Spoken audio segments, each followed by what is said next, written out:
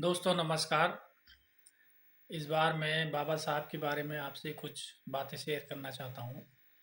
तो इस बार UNESCO Paris में बाबा साहब की मूर्ति से रिलीफ ब्रांच ब्रेस्ट लगाई गई, जो पूरी मूर्ति नहीं होती है बल्कि सर और कंधे और छाती का हिस्सा उसमें होता है। तो उसे ब्रेस्ट बोला जाता है अंग्रेजी में, और हिंदी में उसे मूर्ति से रिलीफ बोला जाता है। तो ये जो ब्रांच ब्रस्ट है, ये कांसे की मूर्ति थी, कांसे की ब्रांच थी। तो इसे यूनेस्को के पेरिस पेरिस शहर में और पेरिस के हेडक्वार्टर में लगाया गया है। तो ये बड़े सम्मान की बात है।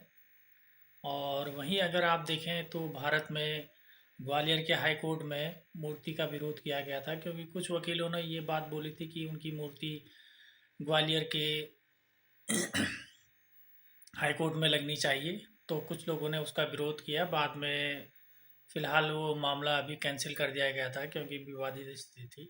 तो आप देख सकते हैं कि जिनको देश विदेशों में पूजा जा रहा है, तो उनकी मूर्ति भारत में नहीं लग रही है, लेकिन यूनेस्को में उनकी मूर्ति है।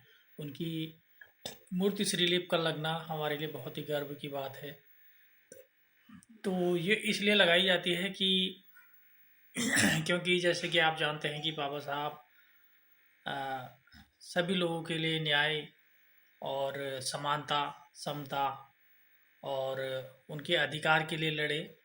तो इसी उपलक्ष्य में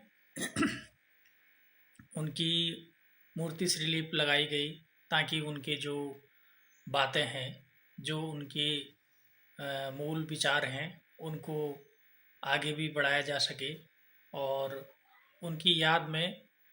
और ये जो लगाया गया, ये 26 नवंबर 2025 को लगाया गया, जिस दिन की संविधान दिवस है हमारा।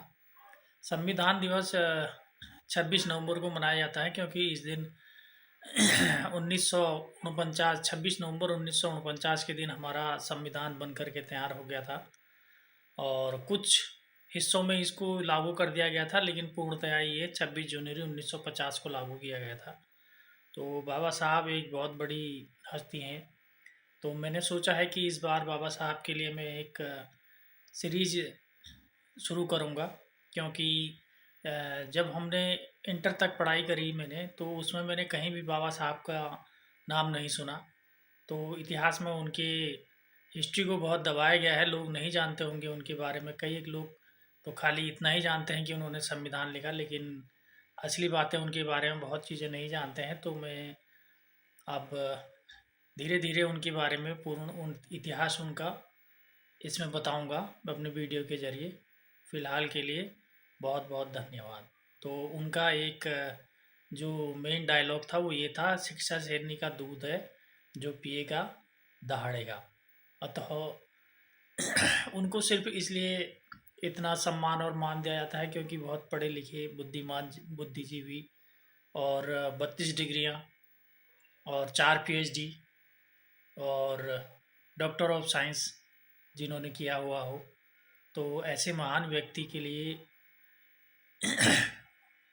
तो क्या कह सकते हैं, क्योंकि जितना भी उनके बारे में बोला जाए बहुत कम शब्द हैं। तो देश विदेशों में उनकी पूजा की जाती है। तो बहुत